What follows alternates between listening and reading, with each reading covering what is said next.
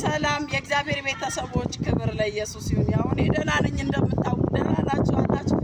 ዛሬ የሚገርም በእውነት የሚገርም የምስራች ለእናንተ ብቻ አይደለም የምስራች ለኔ የምስራችሁን ቀምሼ ጣፍጦኝ ተፈውሼ ብታምኑም ባታምኑም ተፈውሻለሁ። ዛሬ ትፈወሱበታላችሁ፣ ዛሬ ትቀየሩበታላችሁ፣ ዛሬ ትበረታላችሁ።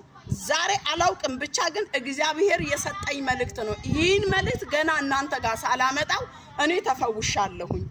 አሁን አንቺ እኛ ስናምን ደግሞ ፈውስ ይሆንልናል። ሚላ ዳኪላ አሊ ቫንታ የመልእክቴ ርዕስ እንደዚህ ይላል። አሉ ዳሊ ጋንታ በሌላው የለመደው አንተን አይነካህም። የሌላውን የበላው ያንተን አይበላም። ሌላውን የሰረቀ አንተን አይሰርቅም። የሌላውን ጸጋ ያስጣለ ያንተን ጸጋ አያስጥልም። ሌላውን ያዋረደ አያዋርድህም። ምናልባት ሌሎቹ ላይ ለምዶ ይሆናል። ሐዋርያት ሥራ ምዕራፍ 12 እንደዚህ ይላል። ሄሮድስ መከራ ያጸናባቸው ዘንድ እያንዳንዱን ያዛቸው፣ እጁን ጫነባቸው። ከመያዝ አልፎ እጁን ጫነ። ለምን ሲባል ለመከራ የተጫነ እጅ ይነሳል። ሊያሰቃይ የጫነውን እጅ ያነሳል። ኢጋዳኪላ አላ ቫንታላ ባጄሊሞሲ ኢየሱስ ክፎች የጫኑበትን ድንጋይ ከህይወትክ ላይ ይነቅለዋል አለ። ኢየሱስ ግን ይሄንን ሊያደርግ የሚችል ማንም የለም። እመን።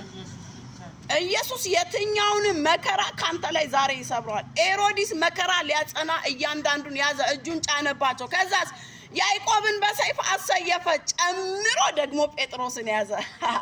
ትናንትና ሌሎችን ጥለው ተደስተዋል፣ ዛሬ ደግሞ አይደሰቱም። ትናንት ሌሎችን አስለቅሰው ተደስተዋል፣ ዛሬ ግን አንተን አያስለቅሱም። ትናንት የብዙዎችን ወጣት እድሜ በልተዋል፣ ዛሬ ግን ያንተ ቤት ልጆች ያንተ ራይ ያንተ የሆነ ነገር አይበላም።